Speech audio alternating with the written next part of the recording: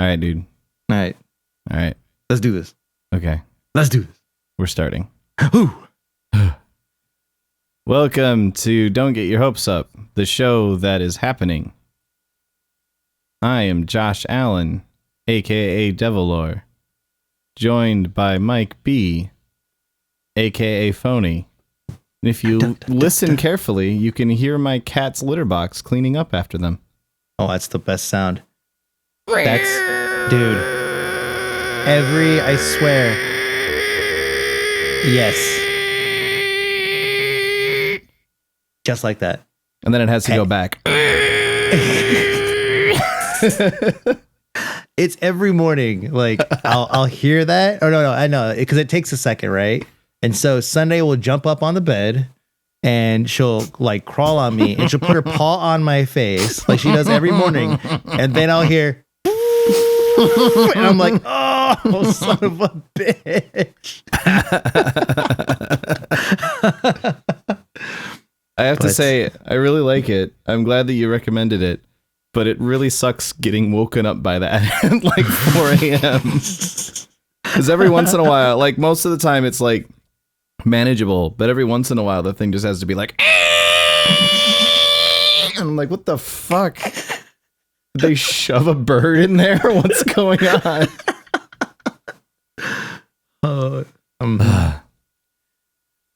Yeah.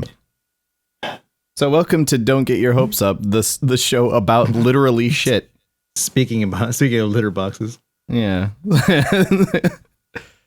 So the biggest thing for us to talk about this week is TwitchCon. Yeah. And we have like an entire show's worth of just TwitchCon. So our notes are basically TwitchCon ? And that's about it for our notes. Mm-hmm. A few general bullets. Let's start with let's start with like the overall the con itself, because they had it at the Long Beach Convention Center this year. So it was in Long Beach instead of last year was San Diego. The first year it was in San Francisco. Right. The layout, I thought the layout was a bit weird. But maybe that's just because I couldn't wrap my head around it. So they had like the main show floor, which is fine. They had the main entrance, which is where like the H1Z1 arena was. It's where you pick up your goodie bag. It's where they had 9 metal detectors. 9 metal detectors, yeah. They had the partner lounge, which was pretty cool until they invited people to the partner lounge, and then it went to shit in a hurry. They had the main like show floor. And then like on the other side of the main show floor, but not actually, it was like actually like this weird corner. Like the show, the big room was shaped in this weird like baseball diamond sort of. Like it's just weird, right? It was kind of a strangely shaped room. Leaving was kind of odd because you go out the front doors, but then you kind of wrap around the partner lounge and everything. So there was like there is some extreme bottlenecking going on, like just with the general layout of the entrance. And of course, actually the entrance itself with the lions and all that shit. That was a bit of a debacle the first day. And then the next day, you know, some people figured out that there was you could go in the back door and much shorter line. Yeah, the back door, like I never waited more than I don't think I waited in a line to get into TwitchCon all weekend. It was partially because I was like, actually, you know what? I think I'll watch the opening keynote. I'll watch that from home on the stream. Yeah. And then I'll go to TwitchCon. Idea. Yeah. Mm-hmm. So I did that. And yeah, like the weird back area that they had, which was also where all of the panels were. I'd be interested to find out like if they had fewer people turning up for the panels this year, because it was in a weird place. I don't even know where that was happening. And I did so many laps around that place. I had no idea where it's even happening. I thought it was upstairs or something, but there. Yeah, you know the back area where you, for whatever reason, was the back area where you went to get your partner shirt. Oh, the there's like a little cafe, and then the store was up there. Cafe and the store was there. Yeah, there were 2 escalators that went up from that area for another like 2 levels. Oh wow! And that was where all the panels were. Yeah, I didn't even like notice it. Yeah, it was weird. It was super weird. And then, I would be interested to find out if they had a drop off in the number of people attending panels because they were in such a bizarre place. And this isn't really TwitchCon's fault. It's the Long Beach Convention Center. It turns out is just bizarre. Yeah. And also, apparently, Long Beach has like 3 bars in it, and all of them were always full. I didn't go to any random bars really. I pretty much went just to the parties, and actually I only went to 2 parties. Somehow. Oh yeah, because I was only actually out for 2 nights. But yeah, I went to the TwitchCon party, and I was gonna go to the Discord party, but then you and I ended up getting a bunch of extra free drinks, and so we didn't leave. And then there's the Villain Con. Yeah. That was dope. That was really, really cool. Yeah. I felt bad. Villain Con was kind of funny though. Because Total Biscuit was like, oh yeah, he tweeted at me, said he was gonna come down. I was like, cool, like hang with Total Biscuit, that sounds awesome. And I was in line still. I get inside, and it's right about time that he should have been there. I go downstairs, I get a drink, and then I'm like, yeah, I'm gonna go up. I'm just go upstairs and meet him when he comes in or whatever. And you couldn't go up the same way you came down. Yeah. And I was like, oh, okay, where do I go? You got to go down the hallway. Okay, so I go down this like 1/4-mile hallway and get to the end. We go up like 20 flights of stairs, and now I'm at the very end of the bar. And so I come back. By the time I finally make it back to the front, I look at Twitter, and TB's like, well, I'm losing my voice, going home. I'm like, what the fuck? I was like, Jesus Christ. Yeah. Yeah, so I think for me, VillainCon was the best party, and I'm like, I didn't have anything to do with organizing it, so if anything, I'm slightly biased against it because I'm going to be like, oh, all these other teams organized this thing. I bet it's not as good as what I would have helped organize or something. But I thought it was really great. I didn't like all the standing in lines, but I never like that at parties. Like, it's a party, but also there's a bunch of stuff you can do. I'm like, I didn't come here to do anything other than shove my face full of drinks and talk to my friends. I don't need to be like distracted with, but you can take a picture with the Lich King. I mean, I'm probably just biased there because I could do that anytime, but I basically TLDR, I hate lines. You have to mention though that when you were like right at the front of that line, the Lich King got up and left. He did, yeah. So I ended up being the Lich King and sitting on there's this great picture of me sitting on the throne being like, I'm the Lich King, so I have to be dark and brooding and angry and kind of a butthole. And then Olivia is sitting next to me holding on to Frostmourne with the biggest grin on her face. And it's like difference of Lich managerial approach, I guess. We should talk about this first. But no, it was a good party. Did you actually get into the TwitchCon party? No, that was on the what day was that? Sunday night? Saturday night. Saturday night? No, I was shooting with Valence until like midnight, and then I ended up just packing everything so I could leave the next day. Okay. Yeah, Jen left for New York City. What is today? Monday? Yesterday morning. So I wasn't even home yet, and she left. So we left like a little bowl of food out for Declan, and some water, and then that way I get home and take care of him and all that shit. So. No, that's not what happened. No, my father-in-law watched the kid. But yeah. So I ended up driving home just so I could, because I didn't want, because on top of everything else, like, because everything has to happen right fucking now. So I went to TwitchCon, and then the overlap is that Jen's went to New York City for a convention. So there's supposed to be a 2-day overlap there, but my sister-in-law just had her baby yesterday. So they were like, oh, they took Courtney to the hospital. She's in labor. And I was like, well, fuck, I guess I'm driving home. Because like, it's like everything fucking has to happen. And then of course, Jen's going to get back, end of the week. And then next week or something, we're going to TwitchCon or BlizzCon, or 2 weeks after this. Yeah. BlizzCon. So it's just nonstop shit. Yep. Week and a half, really. Yeah. So the TwitchCon party. So the last couple of TwitchCon parties have been kind of shit. Mm-hmm.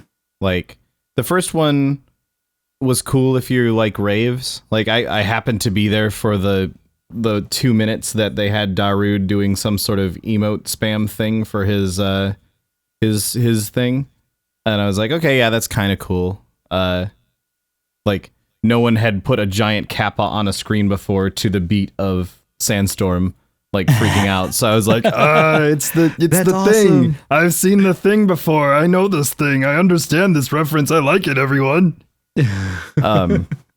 But then the party was shit after that because too loud, can't talk to people, can't get a drink because there's too many people. And it's like, okay, this is a bad place for me to be. And so I left. Last year's was in a baseball diamond and they still didn't have enough room for people. And like, it was really hard to find a drink again in a baseball diamond for reasons. And like, I don't know, I just have zero interest in attending a rave. Like when I'm at TwitchCon, the reason I'm at TwitchCon has nothing to do with what I can do at TwitchCon. I don't like Twitch's activities that they put together for people to do at TwitchCon are so far off of my radar that I literally do not care. The reason I'm at TwitchCon is because as someone who's been streaming for fucking 8 years now in some capacity or another, probably longer, I have a lot of friends who are also at TwitchCon, and I want to meet up with them and talk to them and hang out and grab a drink and catch up and bitch about IRL streamers. Like, this is what I want to do at TwitchCon.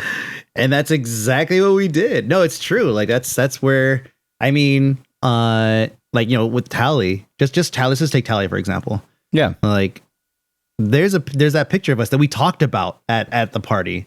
Yeah, the picture of the three of us from like 2011 or something like that. Mm-hmm. And it's just like the only time I really ever see Tally is at conventions, you know, and we don't really talk offline, like, you know, outside of that. But still, though, like he is what I would consider a convention buddy, you know? Yeah. Someone that you see. And this happens too, like when you're doing industry shit a lot and you're going to like every fucking convention, you end up developing these like convention buddies that you don't really talk to, you know, outside of conventions. But when you go, you guys are like best friends and, you know, drinking or whatever. Yeah, well, yeah, like we spent a bunch of time hanging out with Branded Wolf, who's someone that I've just never interacted with directly much in the past. Mm-hmm. And it's like, yeah, great time hanging out with Branded Wolf. This is awesome. We hung out with Canned Heels for a little bit.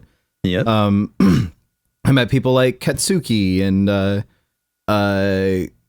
the Sparks. Other one whose name I can't remember. Yeah, Little Sparks. We ended up talking with a while too. And these are people that normally they're not in my like list of like.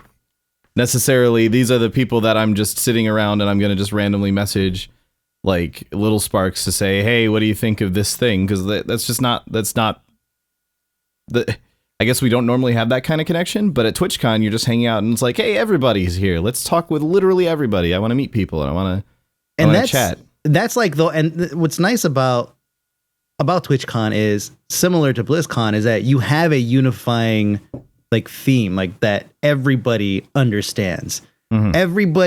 Every other person you look at is probably a streamer of some sort, right? Yeah, or at least are familiar with the streamers that you know. And it's just a unifying thing. Like with BlizzCon, what I love about BlizzCon is that everybody's fucking played WoW. You know, like that's what it feels like when you go there. Yeah. So you get the jokes and you guys all have that common ground, and that's a great thing. It's not like going to PAX or to GDC where there's like a fucking ton of different things. You know, PS4, fucking Xbox, and like all kinds of shit. Yeah. Sorry, there's a helicopter. Fucking hey. Yeah, like it's a great sort of like hang out with other people. Like in the first years, I was like, when they first announced TwitchCon, I think we actually talked about it on the show. I was like, who thought this was a good idea? Who thought let's take Twitch chat but make it in real life was a good idea? But in reality, it almost seems like at TwitchCon you end up with these are the Twitch people minus all the ass hats from Twitch chat, because those people either don't show up or don't act like that in person. Or they're not as many. They are there, but they're not as many as you would be led to think if you're watching from the outside. Yeah, exactly. And for sure, yeah. Like there are certainly asshats there. I think I called one of them out on Twitter, which then he got looped in on. I was actually really proud of that. I tweeted. I don't know if you saw the tweet. I can find it again pretty quickly here. Yeah, I was sitting in the partner lounge and I was just leaving. And as I was leaving, I noticed this guy. So I tweeted, dude sitting in the partner lounge with a sign that says kissing booth $1, girls only. Never seen someone cosplaying a shithead before. Oh yeah, that was a good one. Yeah, that was good. That was good. I was pretty proud of that. Are you telling me that he saw it? Yeah, so I tweeted that, and then someone within like 30 minutes, let's see, 4:55 was the reply. Yeah, 4:42 was when I tweeted it. At 4:55, someone replied with like looped someone in and said, "Isn't this your friend?" And then that friend just said LMFAO and tagged that guy. And then someone else with 53,000 followers, who I guess is the guy that I called out was a CSGO player's manager. This guy called Daps is the guy that he manages. He plays on Energy. Oh my god. And and at least like the manager guy, I won't name him because I'm kind of calling him out at the moment. But to his credit, he replied with, "I've been roasted." So it's like, okay, yeah, you understand that I'm kind of calling you out here a little bit, dude. I appreciate that. But that was really, really funny. Speaking of small world. Yeah. Do we tell them? Because there's a lot of likes on that tweet. Oh, we probably should. So this is great. I've actually got a great way that I can tell this story. Go for it. So we were at the partner lounge, or the partner mixer. There was like a special shindig, I guess was the word they used for it. Yeah. Which is a great word, by the way, to use to describe your party, because searching my inbox for shindig returned exactly one result. Yeah, exactly. I was able to find info on this. No problem. So we were walking around the partner party, and we were like, holy shit, it's Mike Shaftnet. And so we went over to Mike, we said hi, and we like, let's take a picture with him. We took a picture with Mike, and you posted it on Twitter. I quote tweeted it, Mike retweeted it. It was great. We all wandered around, did our butterfly thing at the party. Mm-hmm. So the next day, I was walking around the show floor, and I came across Thaddeus. And he was like, hey man, yo, I just got to tell you that seeing that picture of you and Mike and Shaftnet together, that brought a tear to my eye, because that takes me back right there. And I just went, without even thinking, I went, oh yeah, that wasn't Shaftnet. Oh my god. So yeah, that wasn't Shaftnet. Yeah, so that was another. What was we found out his actual name? Yeah, it's Macy J Gaming. MACIEJAY Gaming. Yeah. He even had like his logo. His T-shirt is his logo. So someone spotted it. Was like, is that? Is that Macy J? Masquerading as Mike Shaftnet. Like the thing is, like, he walked by both of us, and I think both of us almost at the same time were like, does that look like Mike Shaftnet to you? And you're like, yeah. And we were like, yeah, okay. Then I was like, I'm gonna go see if we can take a picture with him. And if you look at the fucking picture of us, yeah, like, look at our faces. Like, yeah, we're like, yeah. I mean, like, I was surprised at how many people were like, oh man, great seeing you guys together. Given that we had the biggest shit-eating grins, like, by definition, like, in these shots, I feel like people should know our face well enough to know, wait a minute, what's that face that Mike and Laura make? Yours especially is like, you're literally making the shizzle face in that.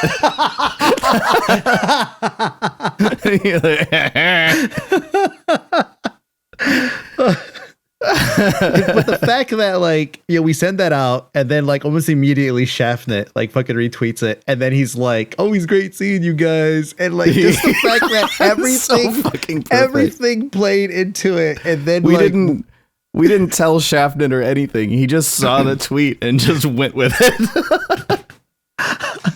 Even his ex Ashley. Even she was like, I don't think that's him unless I'm high as fuck. Yeah.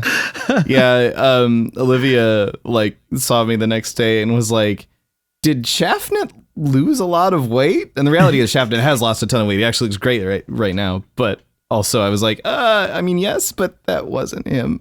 It's so good. It's so good. It's the best thing we've done. Best thing we've done. Now we need to find like a Gary doppelganger. No. Now we need to find actual Gary. Yeah.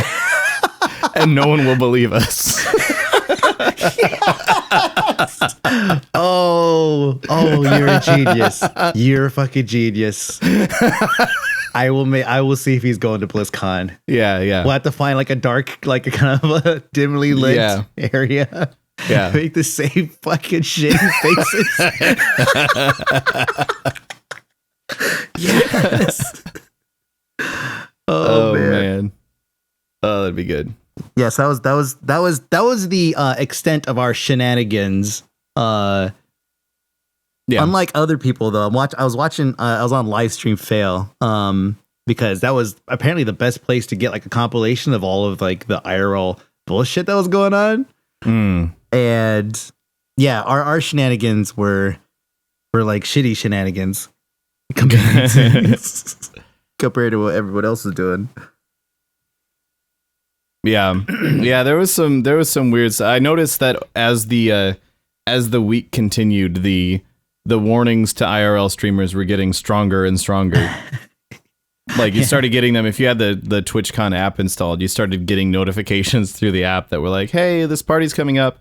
By the way, IRL streamers aren't allowed." Like, well, I mean, they're allowed, but they're not allowed to IRL stream. Yeah. It's go ahead. The IRL thing at the beginning was initially it was like, oh yeah, 100% of the TwitchCon experience is streamable. Like not verbatim, but that was roughly what a tweet said. Which I read it as it was co-streamable, like you could like restream the live feed. But I guess a lot of people, it was vague enough that people thought that they meant that you could stream anything from the convention. And that very quickly changed after the first night. Yeah. Because of the shindig. At the shindig, there were a ton of people that were walking around with the sticks. There was EXBC. There was I don't know the guy's name. He's got an accent. Fuck. No. There's also Anyways, I can't. Andy Milonakis is the other guy, not the one that he doesn't have an accent, obviously. But yeah, he was another one that was streaming from the event itself. And with that, I'm gonna go get my package. Oh, all right. So I'm just gonna rant about IRL streamers to myself then, I guess, while Mike is away, grabbing his package. But yeah, it was like there was a whole bunch of IRL streamers walking around the partner shindig, and like there were also a whole bunch of very, very drunk partners at the partner shindig who did not want to be IRL streamed. So that was a thing. And then Mike left, and I miss him because it's hard for me to have a conversation with just myself. I've only been live streaming for longer than live streaming. So this is difficult for me. I'm gonna pretend to wait, but in actuality, I'm just gonna drink some beer.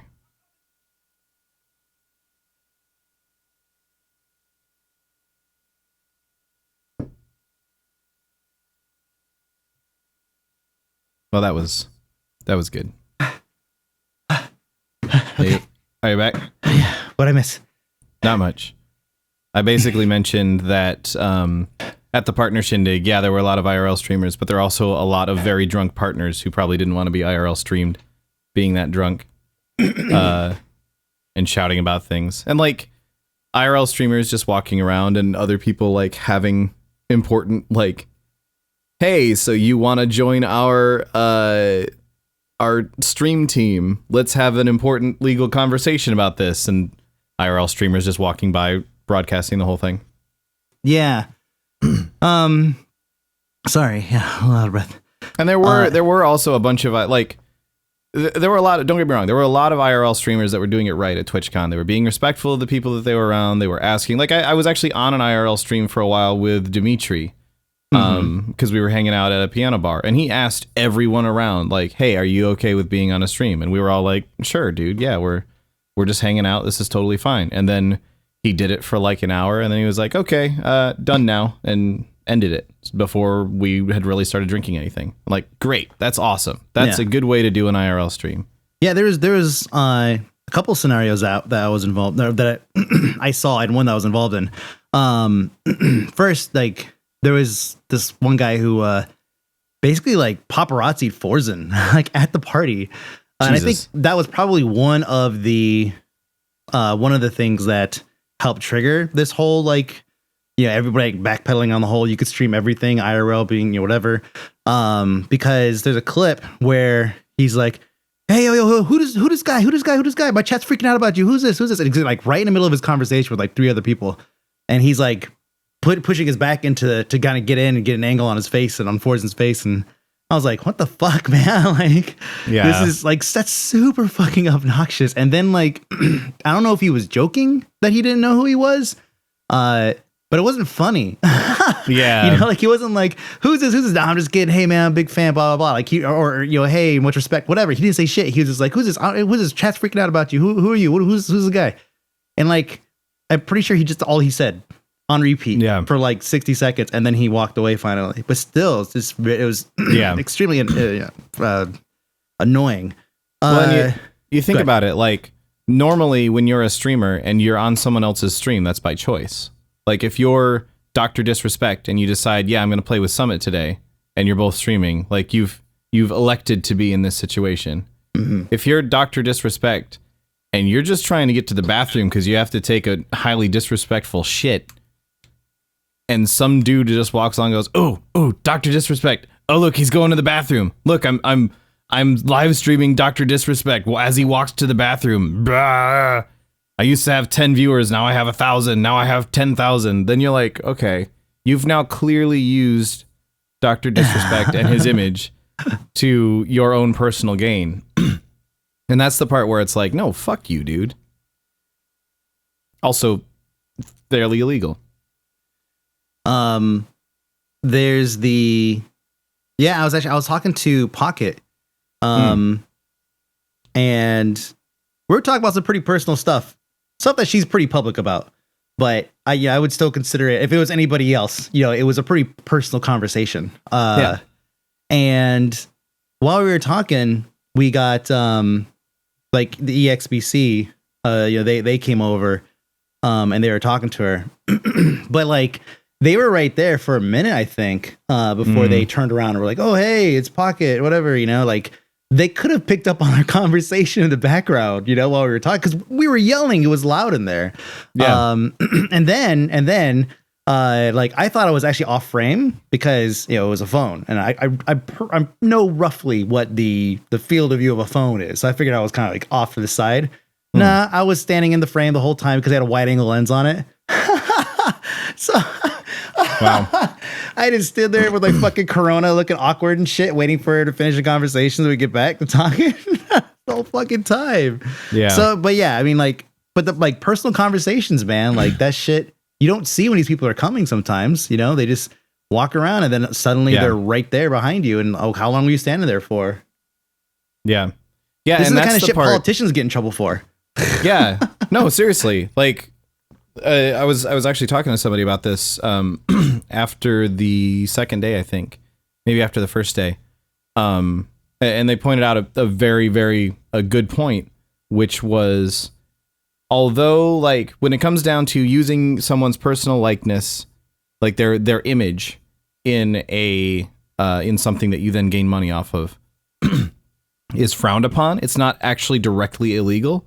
It would come down to basically case law. You'd have to sue the person, and then if the court decides to award you a lawsuit based on some definition of some law or some sort of like, it would be, you'd have to put some work in to win it. So it's the sort of thing that'll only really become a problem until someone decides that they're just walking around Hollywood and they see like fucking, I don't know,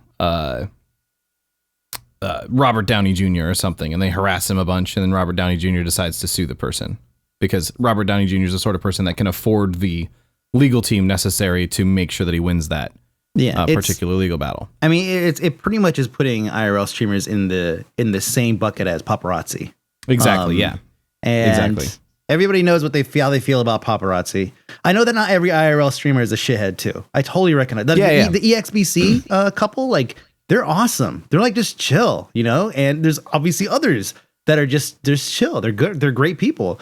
But all it takes a couple people to ruin it for everybody, and that's I mean, well, and here's the other side of it that I hadn't considered prior to talking with this person the other day.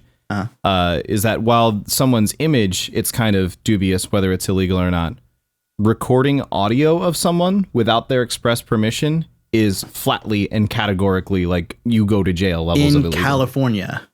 In California, it's state by state, sure. yeah. But it's state by. I know that because I worked for phone stuff. Okay, cool, yeah. But in California, that is, it actually ties in a lot with laws against wiretapping in a lot of different states as well. Yeah. It's the same sort of like you're now recording someone's audio and their conversation without their permission. That's just flat illegal. Yeah. That part is actually true.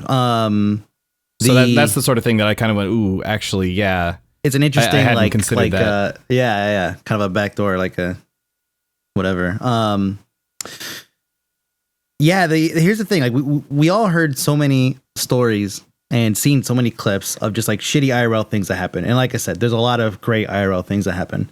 But there's always going to be a percentage that are like that.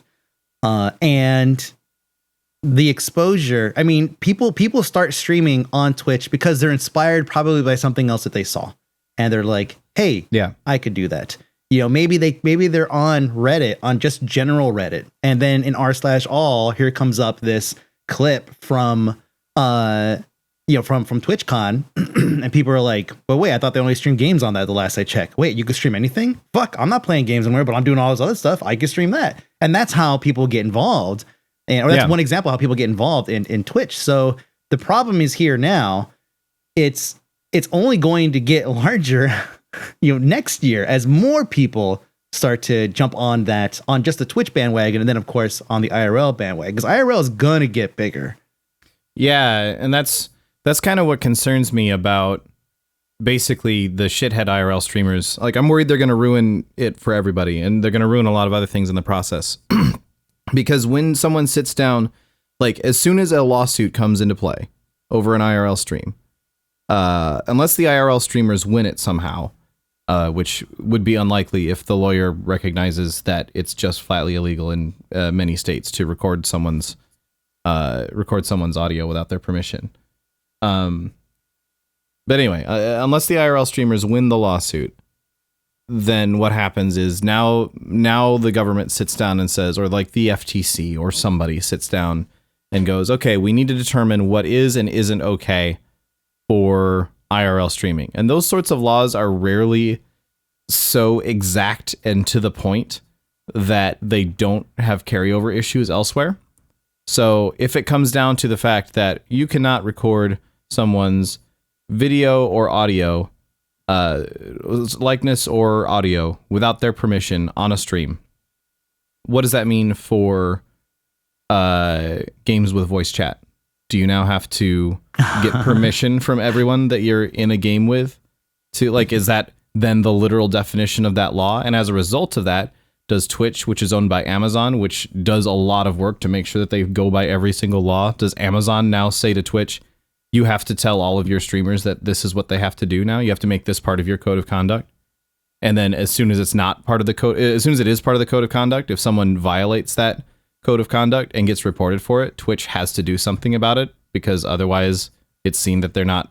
So you sort of see what I'm getting with this, is that it's really, really easy for some sort of lawsuit and some sort of new policies that come into place to have spillover effect that's very, very damaging even to people who don't IRL stream. And that's why I'm worried about shithead IRL streamers. Yeah. Yep. No, that's pretty much it right there. It's funny, that same guy that was fucking with Forzen actually had an Airbnb on my street, like 2 doors down.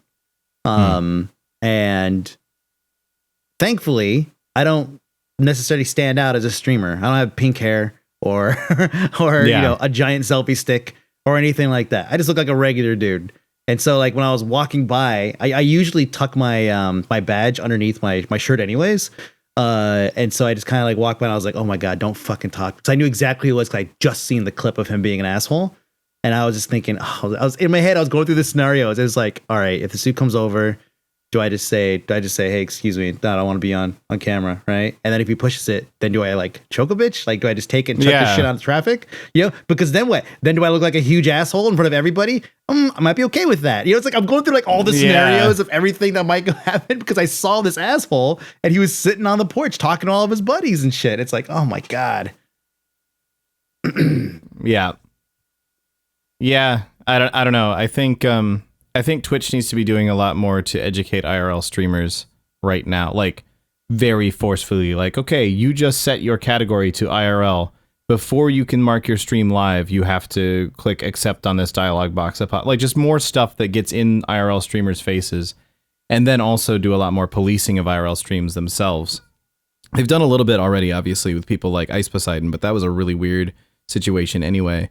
I mean, like literally, this IRL streamer has been reported for regularly IRL streaming without getting consent from the people around him, banned, sort of thing, you know? Like, I think they need to be a lot more proactive about shutting the bad IRL streamers down, or the good IRL streamers are going to lose it. Yeah. I think I said it when we were talking about Ice a while ago, that, and I assumed it was going to be him, but he's not there anymore, so it can't technically be him. But I said somebody on /IRL is going to die. Like that's what's going to happen. Somebody on /IRL is going to fucking get into a fight. There was one guy who got fucking hit by a car because he fucking ran out into traffic or some shit. I don't know what the fuck. But like somebody is going to fucking die, and it's going to be on every fucking media outlet, and it's going to turn a giant negative fucking microphone in our direction.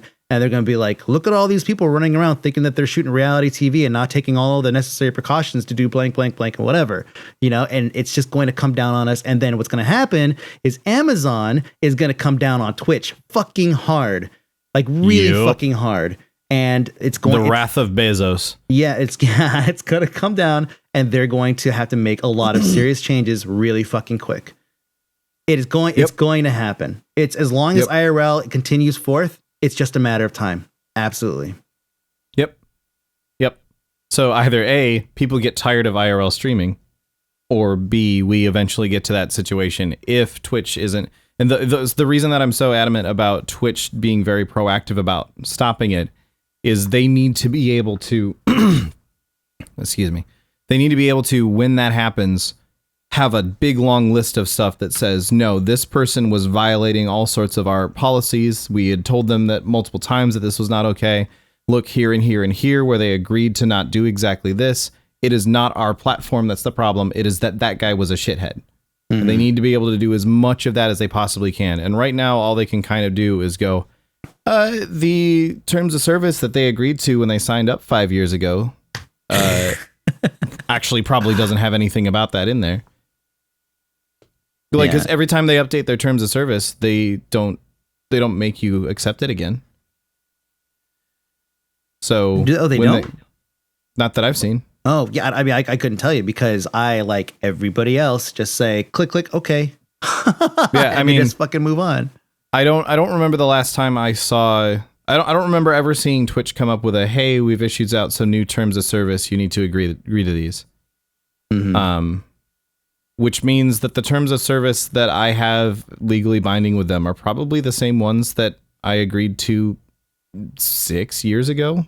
Yeah, if anything, like there's probably something in there that basically says Twitch is not responsible for any illegal activity that occurs on stream. I'm certain if something like that is not in there, then that's a problem. But it is. But one line doesn't. Yeah, exactly. That's not going to stop negative media attention, and that's the thing that'll hurt us the most. Because even if nothing illegal happens, it could still come down and be, you know, it could be some massive changes to probably specifically IRL, but like you said, it could bleed over into other areas too. Well, and the other side of it too is like, if sure they have that line in there that says, no, this is actually illegal. you need to have multiples of those, because you need to be showing that you're going above and beyond to make sure, like in the case that there is a lawsuit and someone sues someone else over an IRL stream, or any stream really. This isn't just limited to IRL. It's just IRL is currently the one that's most likely to be causing this problem. Someone sues someone over an IRL stream. Maybe they put a lawsuit against Twitch as well in the process, and they say you should have stopped this. And then Twitch needs to be able to show, no, look, we did more than our fair share to be able to stop this. Because otherwise what happens is the court says, okay, this guy here, you lose the lawsuit, you don't get the $1 million that you're asking for, but Twitch, you have to enact more policies. And if they say, Twitch, you have to enact more policies, those policies end up having to be much more involved than what Twitch would like those policies to be. Mm-hmm. Yeah, it's actually just a week and a half ago, I went out to the counter, which is a counter in Fremont, and the shopping center that it's in, it has a bunch of signs that say, no roller skating, no rollerblading, no bicycling, no skateboarding, right? But I had an extra one at the bottom, and it kind of threw me off because I was like, wow, like that means that it's there because somebody said something or something happened, or maybe somebody was wise and fucking put it on there ahead of time. It said no electric skateboarding or something like that, like basically implying powered boards, right? And I was like, wow, like somebody actually like came up with an argument that said, well, it's not a skateboard, it's powered. And so they fucking added it to the list. Like it's an actual fucking sign. And so this goes back to like what you're talking about with trying to cover all your bases. Like Twitch can say, hey, don't do dumb shit. But then that goes to court and they say, well, you said dumb shit and maybe they thought it wasn't dumb. And then you're like, well, fuck, what am I supposed to do? So I have to start naming up all these different things, and they have to get more extensive with their terms of use and all that. And it's just that's where it becomes a nightmare. Yeah, and it's not like legal battles don't work in the pure black and white sense for stuff like this, especially arguments of policy, because like sure, Twitch has something in their terms of service. Someone just put it in your chat also. They have something in their terms of service which says you're not allowed to invade privacy or publicity rights or something like that. Sure, but that's buried in the terms of service.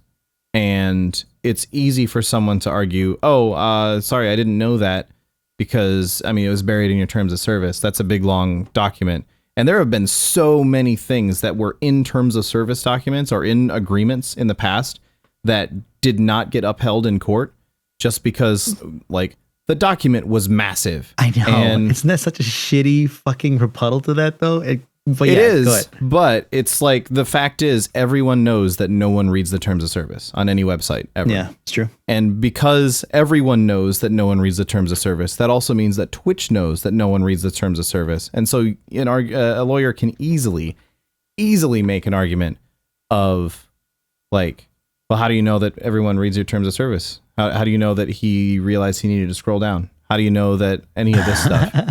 And also burying this in a document. Wow, you really should have been much more proactive about this. Of course he didn't see that thing. It's buried in the middle of a paragraph. And like, human error does make a little bit of an argument in a legal case sometimes.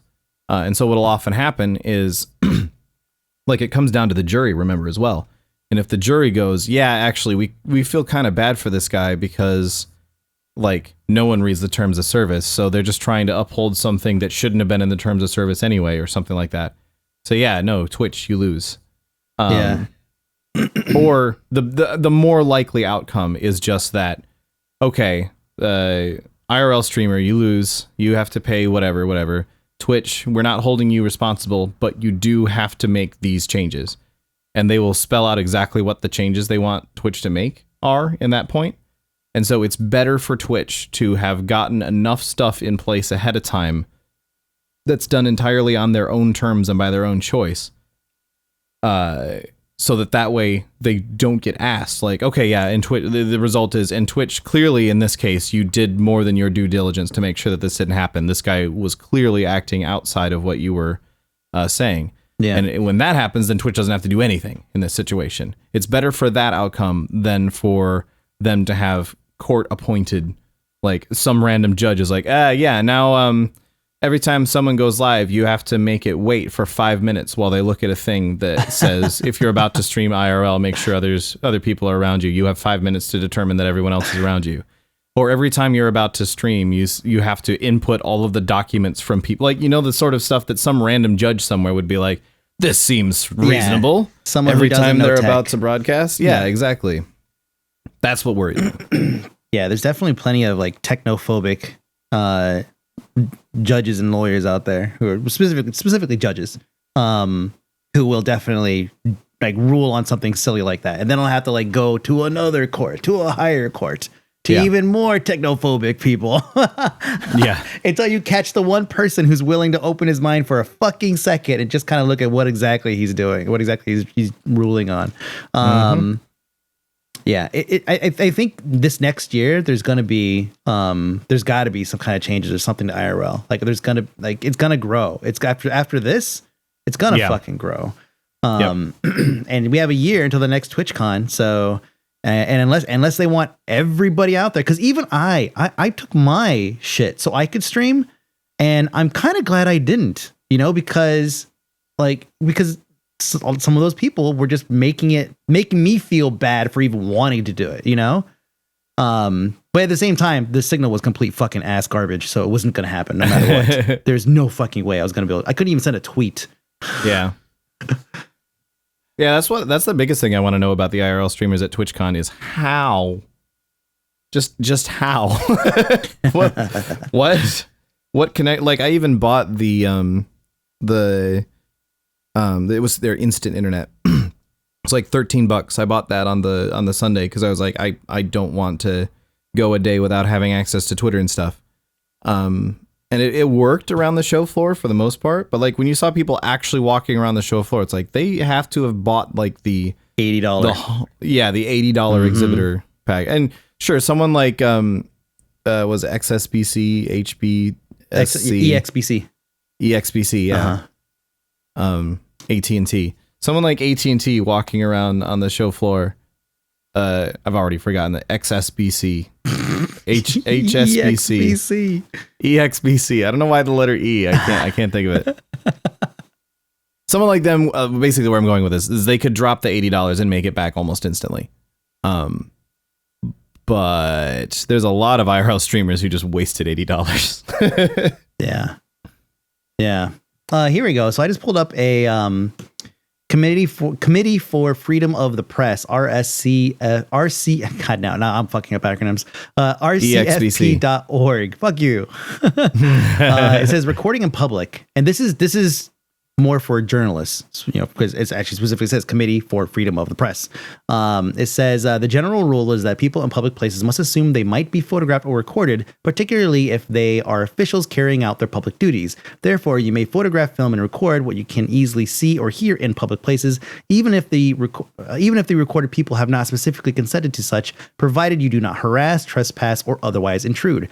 This includes shooting footage of private property from a public sidewalk, as long as you do not engage in overzealous surveillance, such as the offensive use, for example, of a telephoto lens to record intimate activities inside the bedroom or bathroom of a private residence. Under this general rule, it would seem you have the right to record police and performance of their duties. However, courts have divided on this issue, and that's actually a completely different thing, so I won't read that part.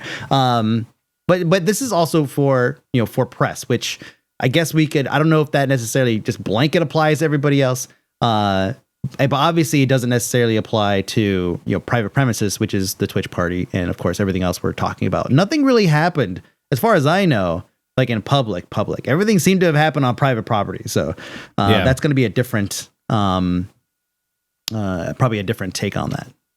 Yeah, for sure. Like if you're walking down the street talking about your butt stash, I'm gonna tweet that shit, and I did. Butt stash. I don't know what the fuck that was. Like, I personally don't necessarily like the idea of, even in public, assume you're being recorded. But I also I get that much. It's like I'm in a bar now. I'm hanging out with my friends and drinking, and you're just standing next to me doing your IRL stream, like getting me in the shot sometimes. Look who Devilor is hanging out with. Not that anyone would care, but. Like, that's the sort of shit that I'm like, no, this is bad. Yeah. I just hope that by next year that there's something in place to fucking stop this. Yeah, I'm optimistic about it just based on how much we saw the like warnings to IRL streamers ramping up over the course of the week. I feel like Twitch has now probably finally figured out that wait, shit, this is a problem. We need to do something about this before it gets out of hand. Because like you said, there are a lot of really, really good IRL streamers out there. I was enjoying watching when Thad and Moon and Jamjar and I think it was Strippin were just like in the RV driving along. That was fucking fun to watch.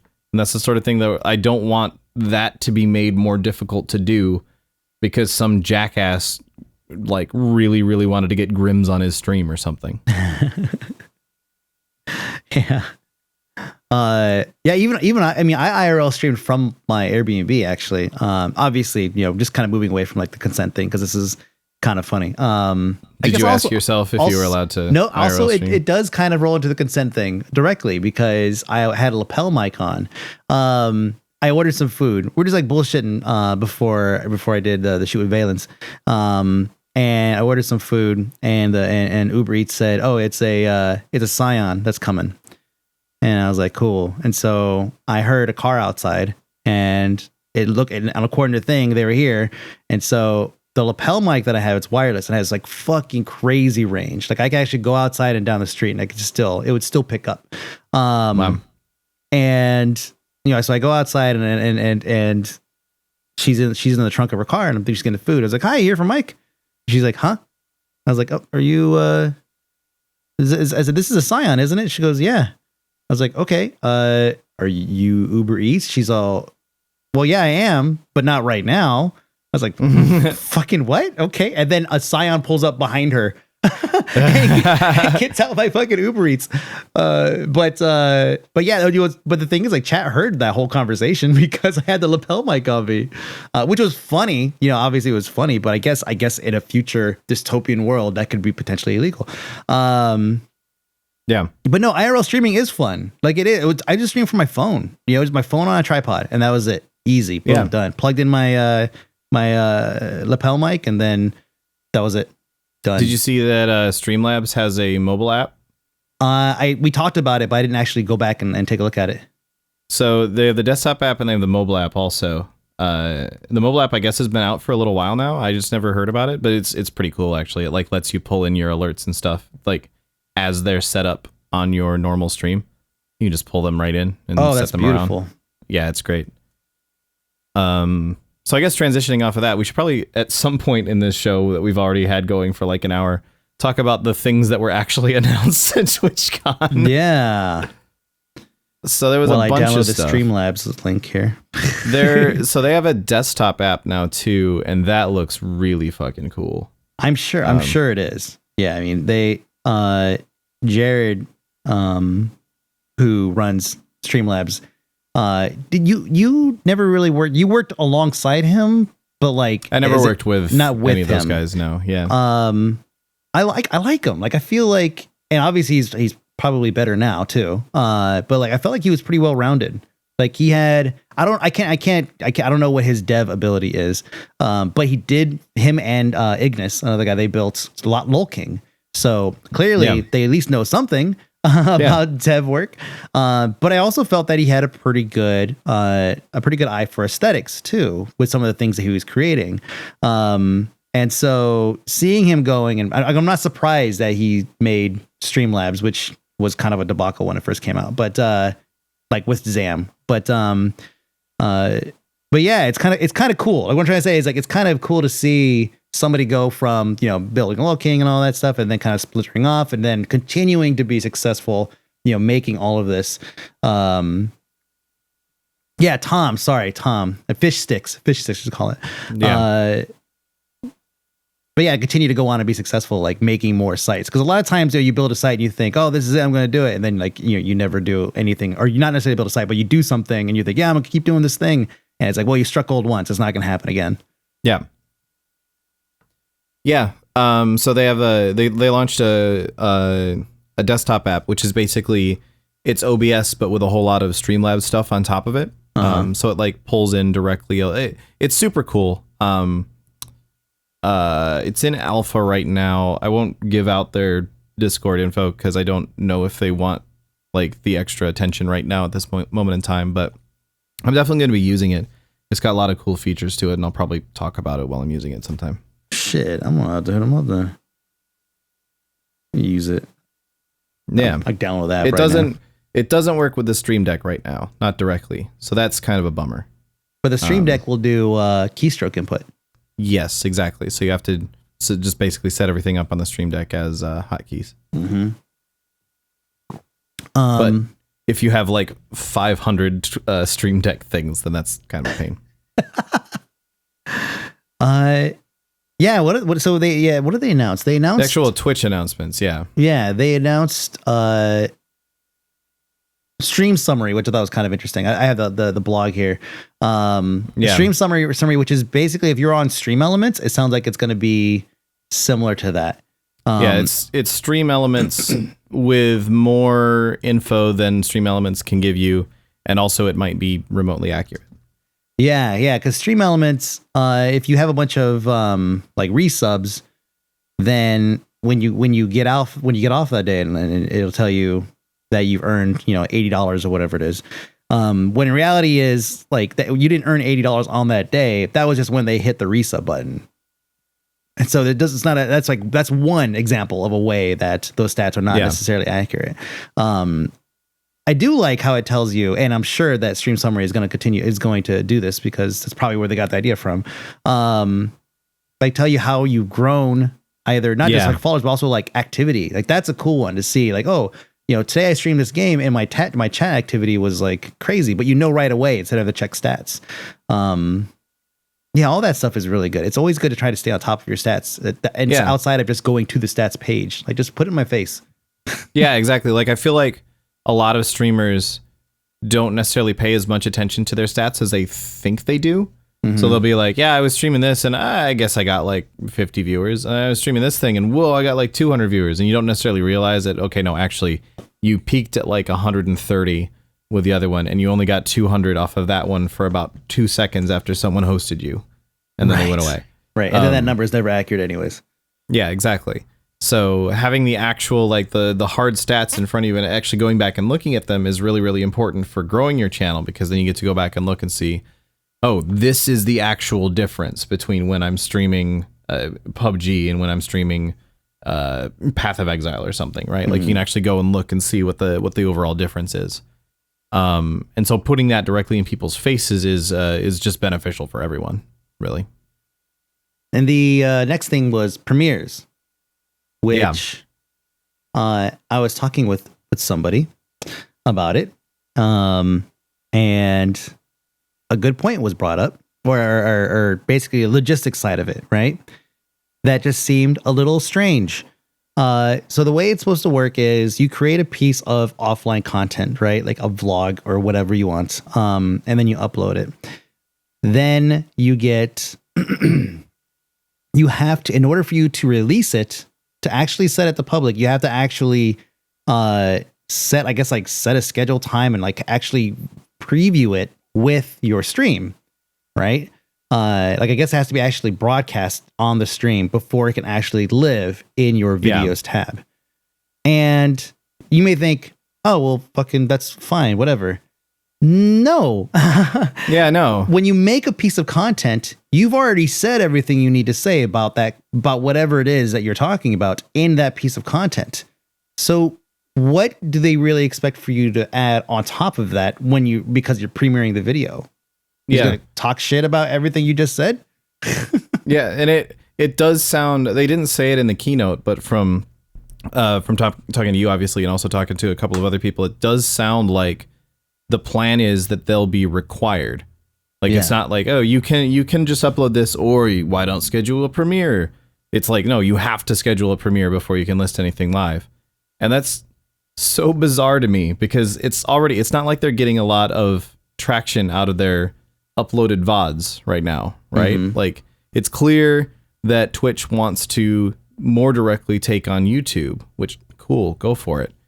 But the way to do that is not to add a step to being able to upload your videos. Right. Yeah. Like, to put it plainly. Exactly. Yes. Yeah. You know what the words barrier to entry mean, right? Like, you know what? Not enough people are using our VOD uploads. What can we do about that? Ooh, great idea. Let's make it harder. What if we made it more work to upload it? I think this is weird. Like I'm totally on board with the idea of having it available. If someone wants to be like, yeah, actually this is super cool. I'm a streamer that's trying to get into video creation as well, so I get more revenue streams, which is smart.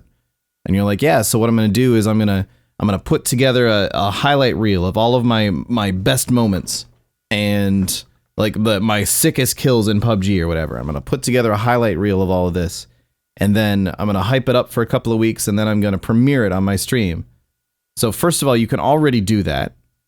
Like you just broadcast the video and then mark it live, guys. This is every single streamer knows how to do this right now. And if you don't, Jesus Christ, figure it out. Yeah. It's just bizarre. There's still time. Like stream summary says starting in November. The premieres, it doesn't actually say anything about when it's coming out. It just describes it. So hopefully there's time for them to change. But here's the thing though, I guess. Like I've only heard that premieres are required. I don't like, they obviously haven't come out and said, yes, premieres are required. So it's possible that that's just not the case. Yeah. That could actually change. I mean, the people I heard it from are pretty fucking reliable. So I will say, yes, it is that, unless it changes. Okay.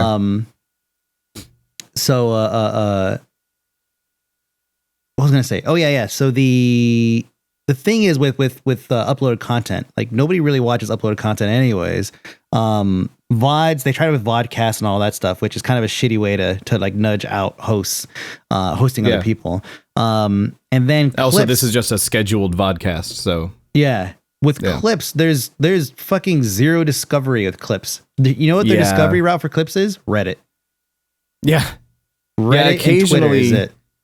Occasionally, I'll go to the Twitch front page because I'm like, I wonder who's streaming right now, and I just want to look through my following list.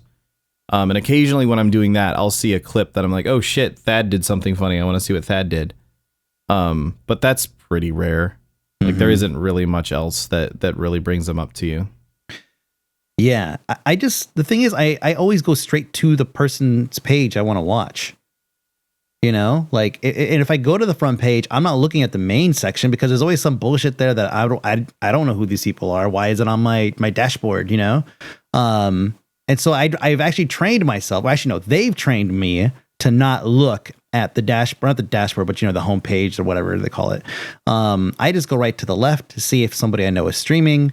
And then if not, then I just click on browse. I go to like, whatever section I'm looking for whatever game, and then I'll just, pick someone from the top. Like I manually do that stuff because the way they've done discovery is to train me to not look at where they do discovery, like where they try to do it.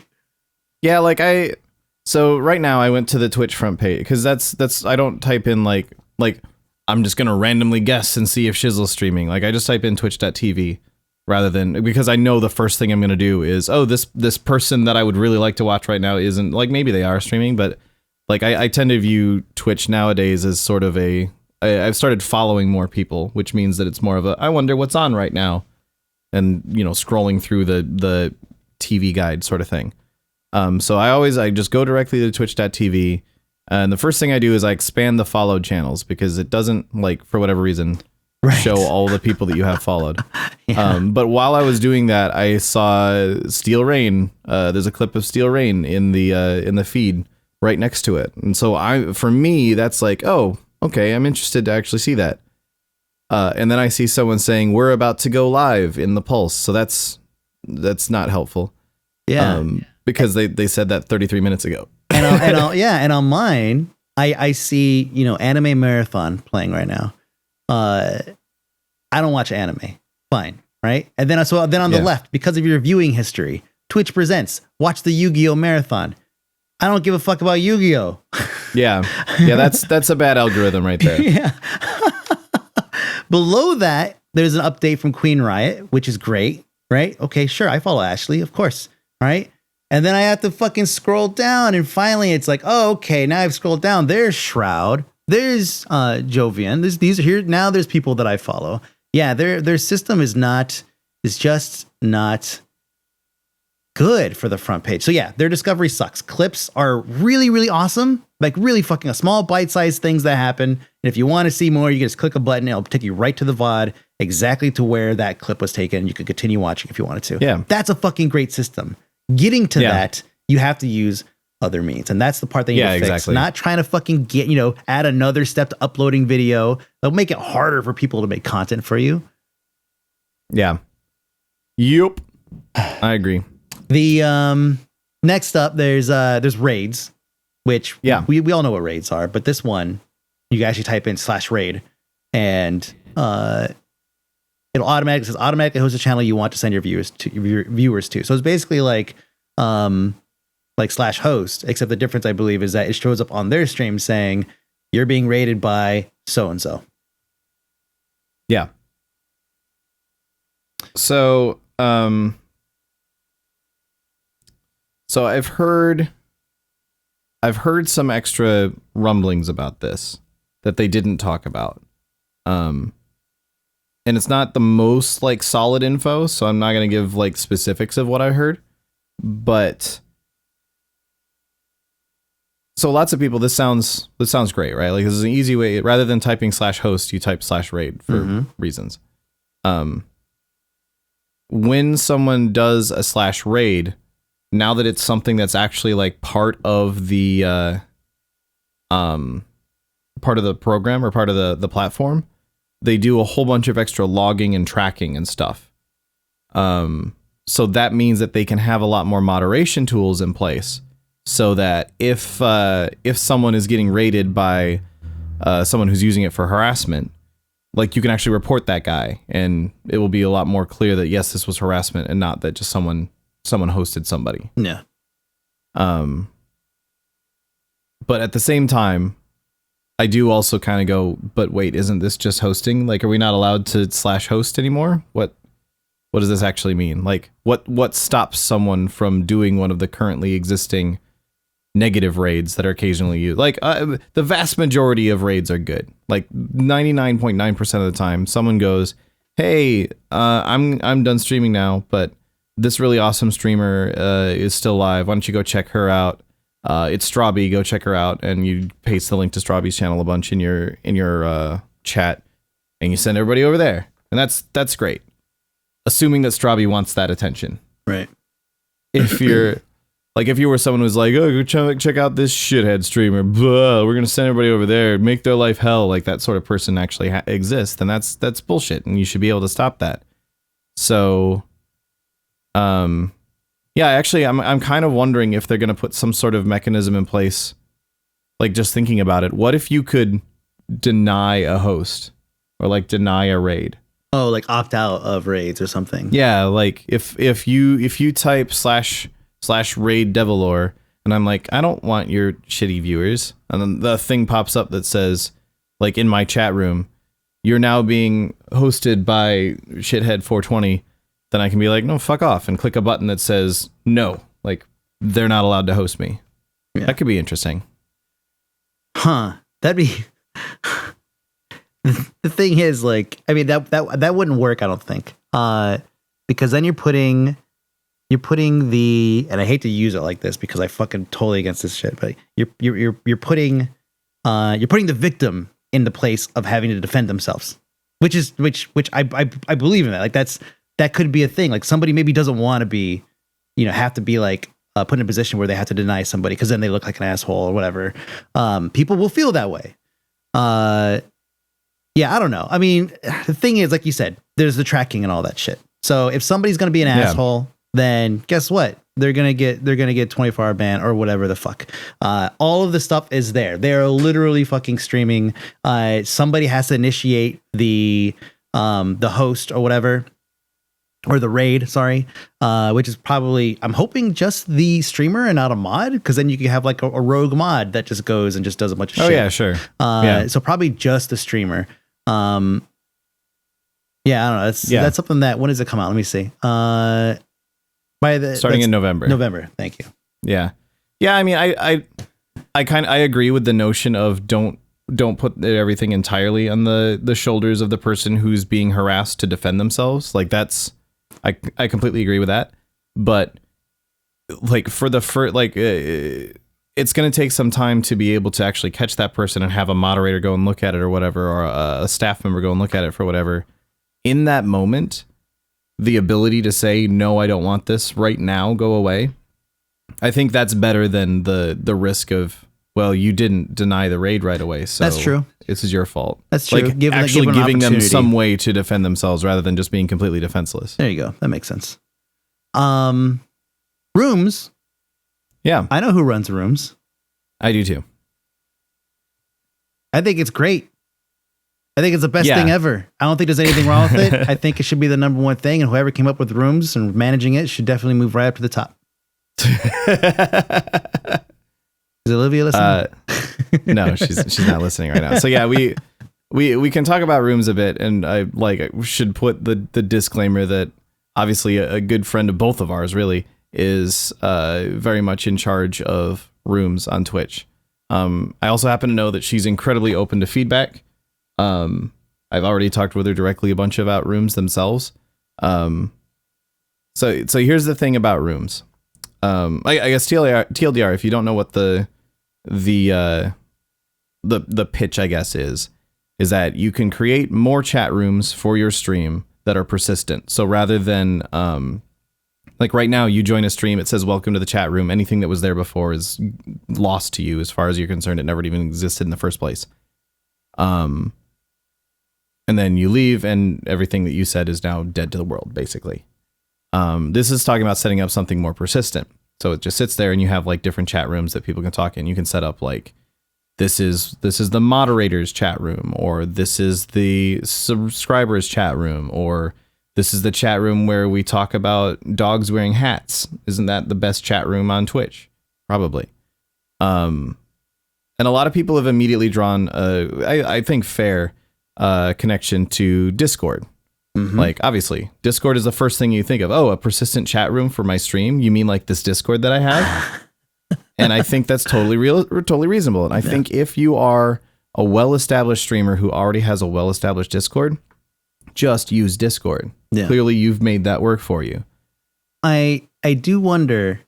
So first off, everyone's mentioning, you mean the thing that's already there? Yeah, there are rooms currently in chat.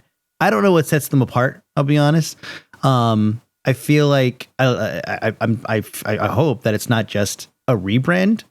I'm willing to bet there's some kind of tech or something behind it that is going to eventually link it to the Curse client or to Twitch client. They had basically group messages before, but this is like something that's more directly linked to the streamer's channel. Like you go to the AKA Mike B channel on Twitch, and there you see the rooms that are for AKA Mike B. It's not something that you have to specifically be invited to. Right. Okay. That's a good point, I think. Yeah, because it did ask me, because I just created a room for the first time using the old system, I guess. And it said, who do you want to let everybody else invite? And I didn't say anything. So maybe it is an invite only system. Okay. Well, that would make that's a pretty significant difference. But I'm certain there's probably a tech side where it's like, 2 years from now, we're going to get, hey, by the way, all of those rooms, when you link your account, like all those or when you, well, actually don't link your account. Never mind. To Twitch. I keep thinking like the fucking Curse client because of the back of the day shit. But yeah, like the Twitch client is going to basically support every chat essentially. Pretty much exactly how IRC used to support every chat. Well, and like, so here's the thing about rooms. The new rooms, not the old ones. Everyone who runs a Discord knows that, like, if you're lucky, you get like 30% of the people who follow your channel in your Discord. It's never going to be 100%. It'll be enough that you can still get a benefit out of having the Discord, but it's never going to be 100% of your audience. With this, you get 100% of your audience in these rooms. And sure, maybe some of them won't check it. Maybe 50% won't check it. But if you can, as someone who is currently trying to get established, you're a streamer with 15 viewers on a good day, right? You're trying to get established. Setting up a Discord isn't an option for you. You're not going to get enough people in there to be able to, like, you're not going to have enough of a draw for your Discord to be like, yeah, you guys should join my Discord. We've got all this great discussion that goes on in there. We've got all this awesome side stuff that happens, and we'll talk about this all the time. And it's a great Discord with a lot of great people in it. You should check it out. That's not going to happen. Instead, if you set up a room, a persistent room, and you say, hey guys, this is the channel where we talk about what I'm doing during the day, and you just hang out in that channel and chat with people the same way that you would on Discord. Well, now you can easily get people in there because you say, hey, yeah, just come back to my channel. People. Yeah. Yeah, exactly. So having them be persistent things that function like Discord, that you don't have to go to a second. Everyone always underestimates how important barrier to entry is to getting someone to adopt something. If by going to Mike's Twitch channel, I was automatically in Mike's Discord without having ever installed Discord, like if somehow it tracked my Twitch account, recognized, okay, Mike B has a Discord, Devilor went to Mike B's Twitch channel, we'll put Devilor in Mike B's Discord, and then whenever he gets around to looking at the thing, he'll automatically be in there. That would still result in fewer people in your Discord than rooms. Yeah. And just because of the extra step of I have to download a thing. And the just to speak to the comments about if you have 15 views, you're probably not going to want to split your chat either. I'm operating under the assumption that Rooms is going to have a chat log. Otherwise, you're right. There's no reason to. You say yes, they're persistent?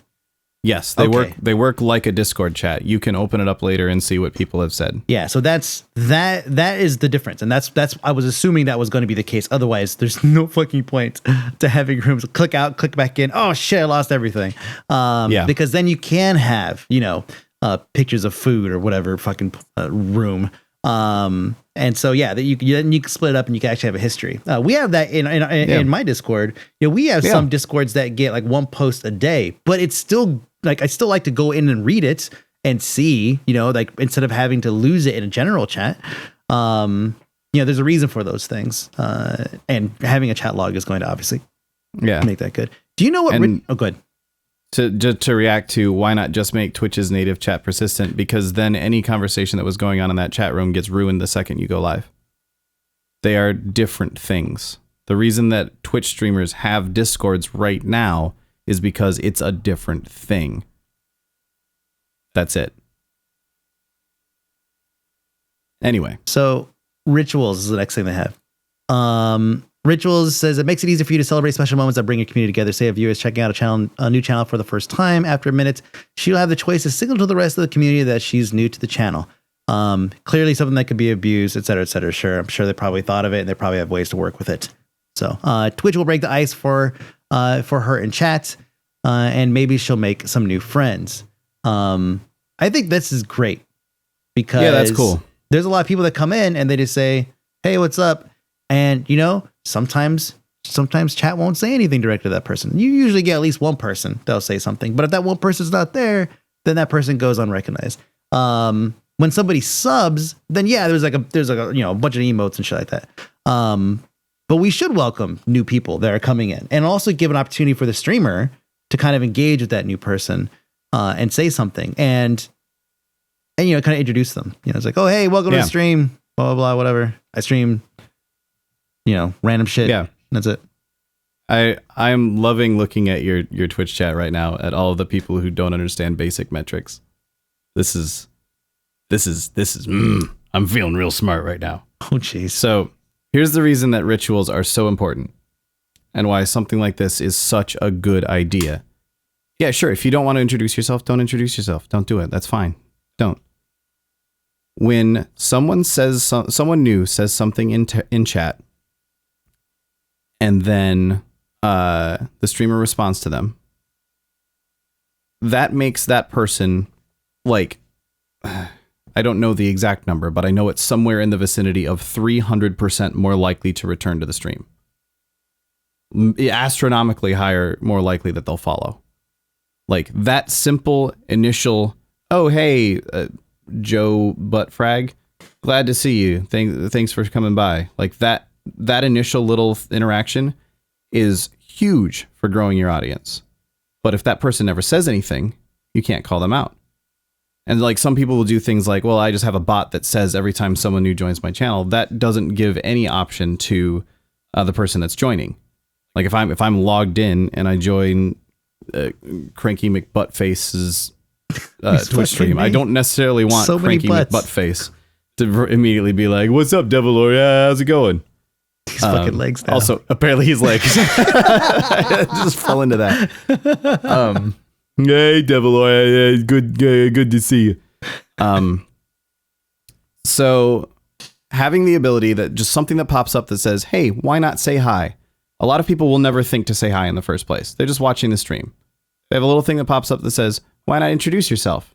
A lot of people say no. I've chosen to not introduce myself. But a lot of people will have that pop up and go, "Actually, yeah, that's a good idea. I like this streamer. I'll say hi."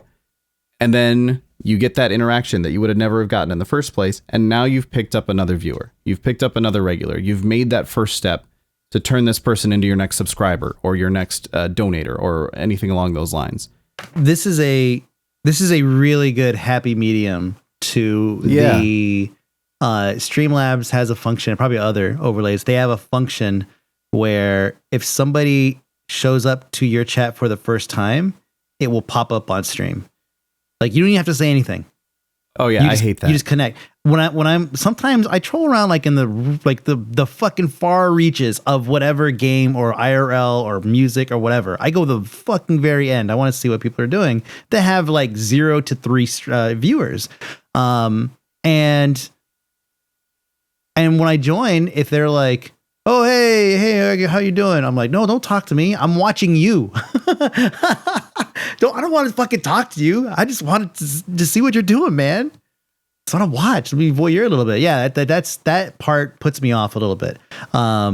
This is a really great happy medium. I could go into a chat. Now, that's not meaning that those things are going to go away, of course. But at least, there's something else that maybe somebody could just rely on instead of the pop-up. Hey, somebody new's watching your stream. Hey, I'm going to mispronounce your name because you chose a very poor name to use for everything. Yeah. I saw somebody in your chat saying, so it's for the streamer's benefit to respond to any or all of these ritual pop-ups when some of the top streamers deal with thousands of new viewers. Here's the important thing to understand about streaming on Twitch. Streaming at 10 viewers is vastly different to streaming to 100 viewers, which is vastly different to streaming to 1,000 viewers, which is vastly different to streaming to 10,000 and so on. What your goals are and what's important for you changes dramatically past certain points. So if you're going to Twitch and saying, "This is what Grims does, I'm going to be like Grims," and just doing what Grims does, your stream will fail. You will crash and burn and you will never make it anywhere on Twitch. You have to be thinking about what is right for my stream right now. And if you're just trying to get established, setting up a room might be a good idea. Responding to rituals, absolutely a good idea. Definitely do that. Like, this is sort of stuff that you have to sit there and think about what's going to help me right now, not what's going to help me when I get 100,000 viewers, because you'll never get there if you don't take those small steps earlier. Yeah. I think it was Bike Man. Oh shit. No, I don't want to say. I don't remember who it was. It wasn't a negative thing.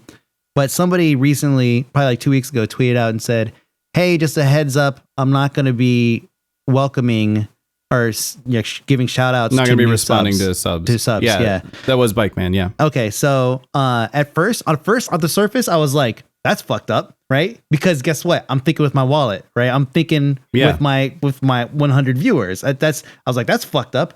But Bike Man gets much more than that. And so on that front, I mean, just go watch Shroud for a minute, like literally a minute, and you'll see why these things end up scaling. And so So yeah, you're right. The mindset and the way that you handle things has to change. Otherwise, the content will suffer as a result. Yep. Speaking of scaling, achievements. Achievements is essentially it's a roadmap or kind of like a series of checkpoints that you have to reach in order to eventually be considered for partner. Yeah. So it's basically like oh, you want to be affiliate? All right, here's what you need to do. First off, stream X amount of time per week. Second off, gain a following of this many people. Third off, maintain an average of this many viewers. Okay, you did that. Cool. An affiliate, I believe, is an automatic process, so it's pretty straightforward for that. Like once you get those achievements, you will become an affiliate because the system will recognize this is a person who should be affiliate. Partnership, it's a little bit less straightforward because, as I understand it, there is still a manual review involved before Twitch promotes someone to partnership, because there's more of an onus on a partner to be sort of representative of what Twitch wants to have on their platform. So they don't want to be like, okay, this guy, we're going to put this guy on in our partnership status, but he's been doing nothing but smearing literal shit on himself. And that's the whole he's been getting all the followers, but we just came across him now that he's becoming a partner, and he smears literal shit all over himself constantly. I guess that isn't technically against terms of service, but also we don't want to make this person a partner, you know? We also don't want to write, don't smear shit on yourself in our term of service. Yeah, exactly. We were trying hard at that to put that in there.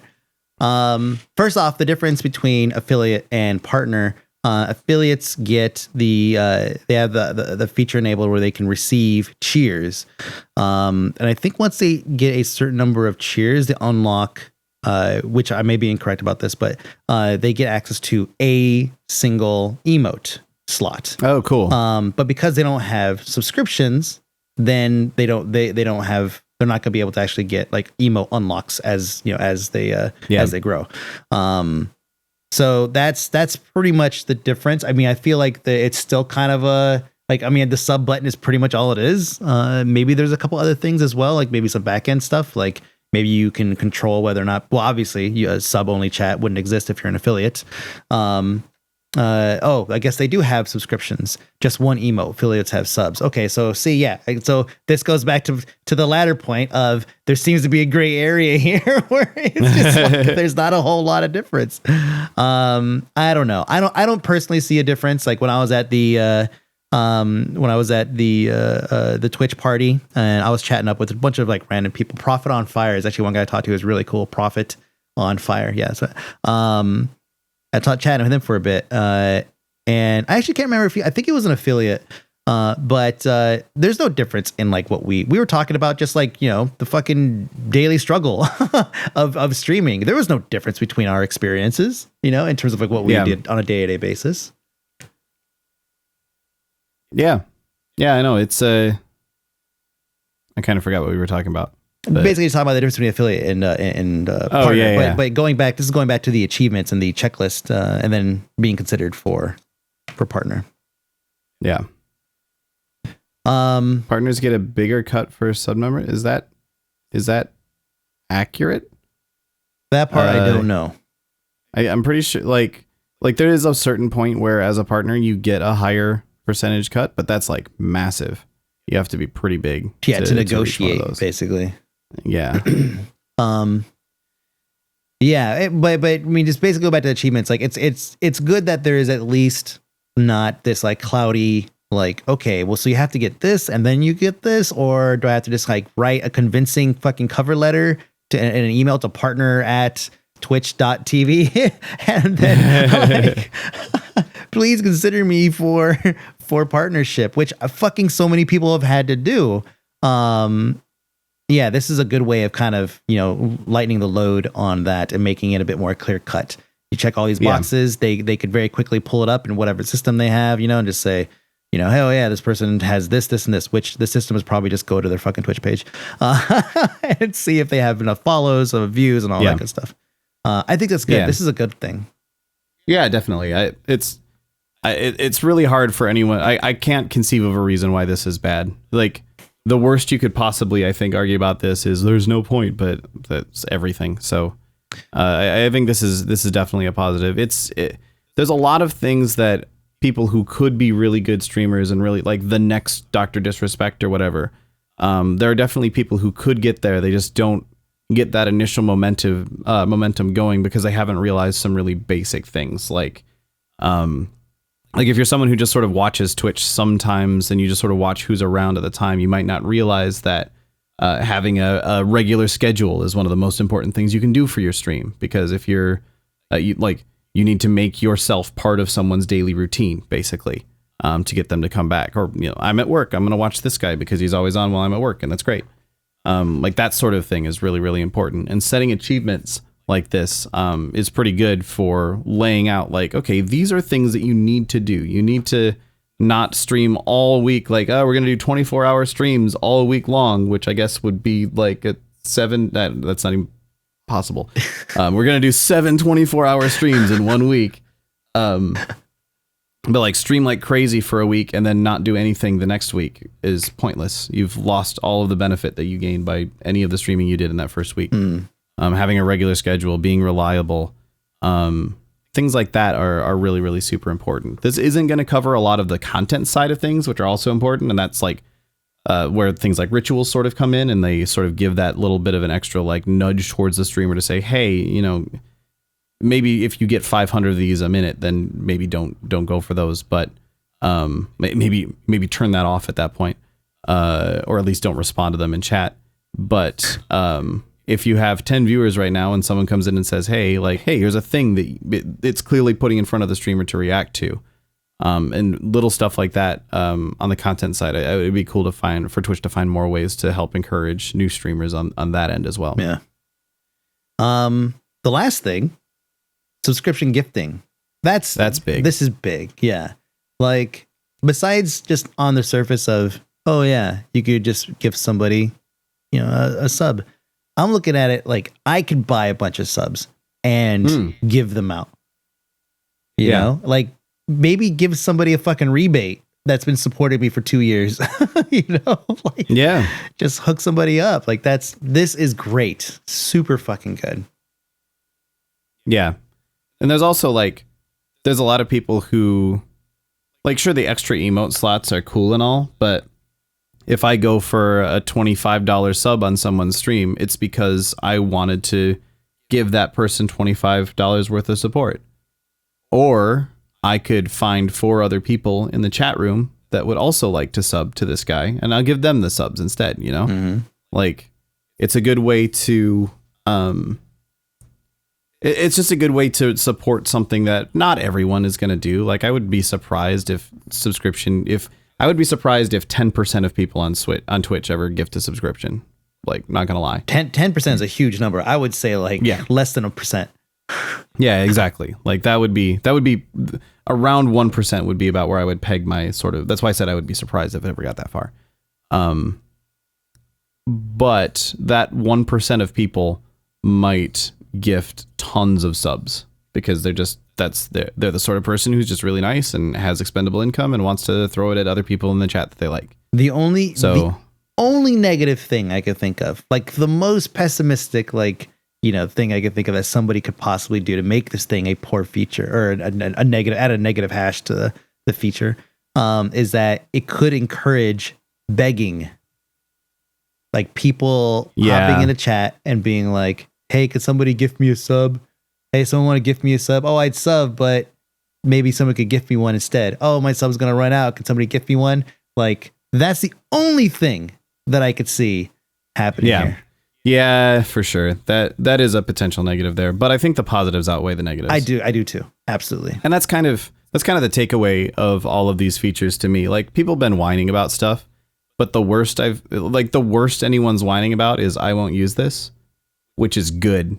Like, that's if you're speaking as someone who regularly has to measure sentiment about content releases, if your sentiment ranges from I don't care to this is kind of good, that's a win.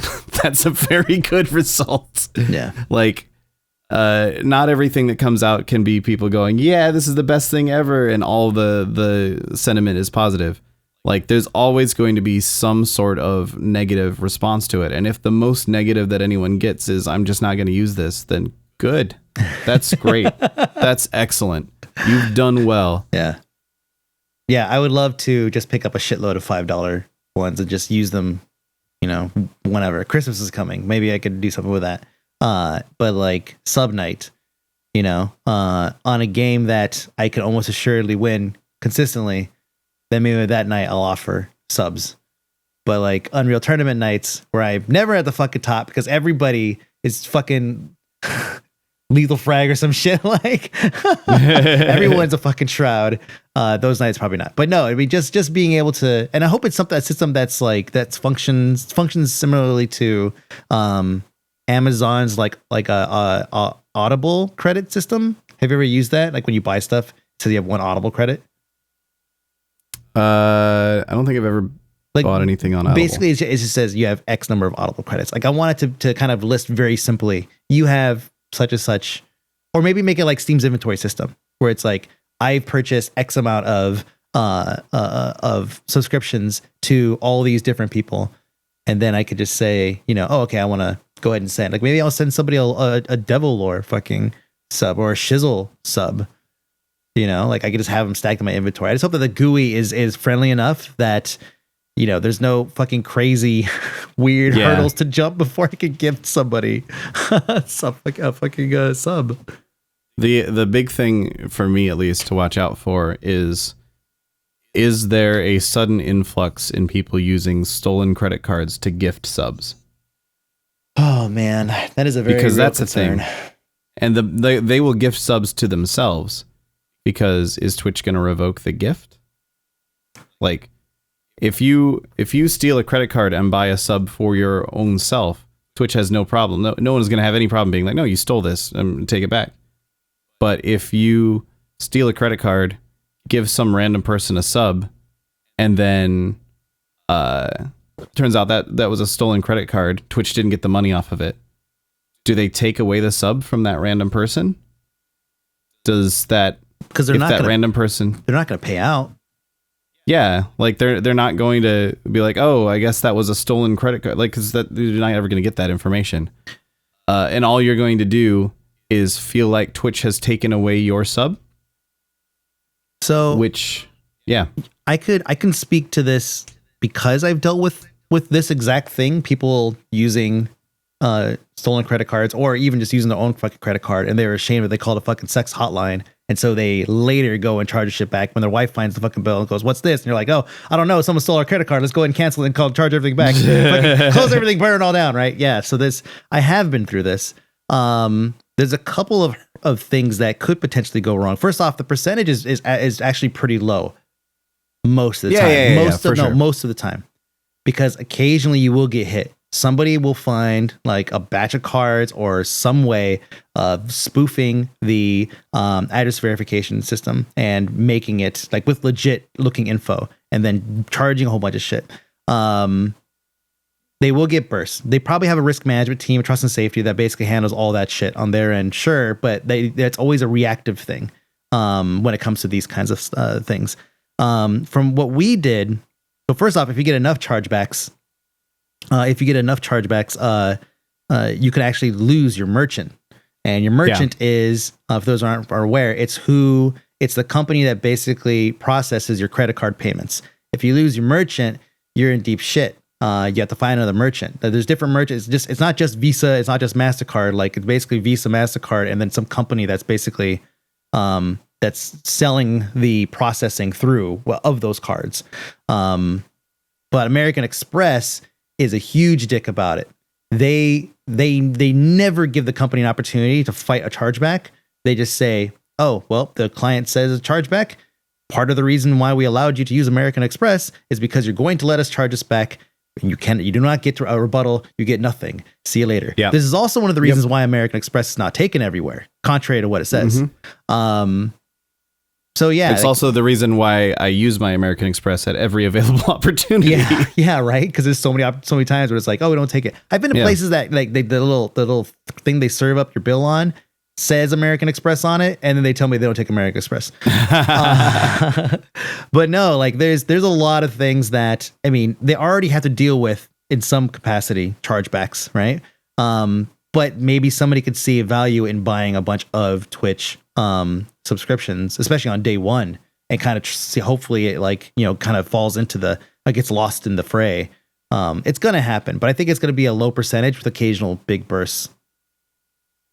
Yeah, for sure. I don't think it'll be problematic. The last thing was we actually left the money in the speaker's account. So in the actual phone sex operator, the PSO's account, we actually left the money in there. So we were eating that cost.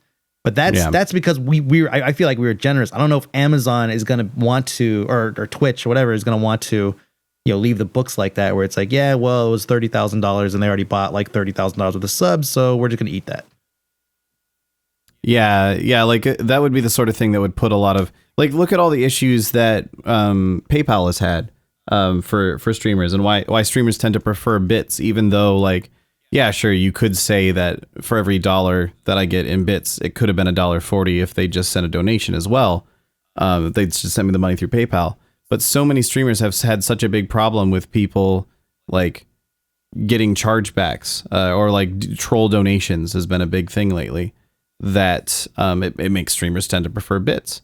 And that's just because PayPal is the sort of thing that you can just say, I didn't get what I wanted, give me my money back, and they'll do it. And you don't get anything. If this system, like a stolen gift subscription basically ended up being that the streamer goes, oh man, thank you so much, and then they don't actually get any money for it, that's going to put a lot of streamers off. Yeah. So just something that they'll have to be careful for, I guess. I'm sure that what'll happen is they'll say this subscription, like what I'm guessing, because we don't know a ton in the way of details. Oh, we do actually. We did know this. It's just going to be a 1-month subscription, so you can't buy a recurring subscription. So in the you never expected to keep your subscription forever in the first place when you got a subscription gift. So that's actually really good for this, because it means that Twitch will be able to go, okay, we got scammed for this 1-month subscription.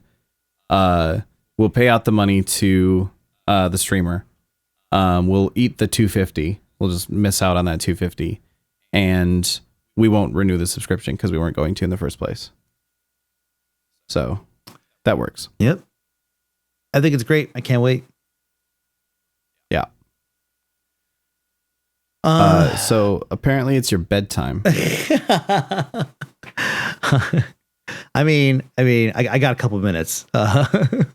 No. Right. Jen's in New York, so well, I mean, I'm going to be waking up for Declan anyways. So between 11 and 12 is typically when I want to try to hit the sack. Wake up with him at 6:30, and then start streaming. Right. But also tomorrow we have, which tomorrow basically when you hear this, Destiny. Yeah, Destiny 2 PC. I'm excited. I'm going to be at work until like midnight, but I'm still excited anyway. God, it sucks so bad for you too, because you have all this BlizzCon prep. This is the worst time it could have released for you. And this has been, so like this year they were like, oh, we'll release PS4 on this date. And I was like, yay, I don't have anything going on that date. And then PC comes out the week before BlizzCon.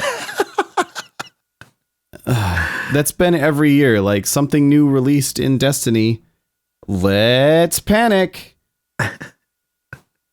Laura's not allowed to play games for ages. Nope. I'm seriously going to be like, I'm so fucking glad I have a laptop that I can play it on now. Cause like, guess what I'm doing every night is playing Destiny in my hotel room.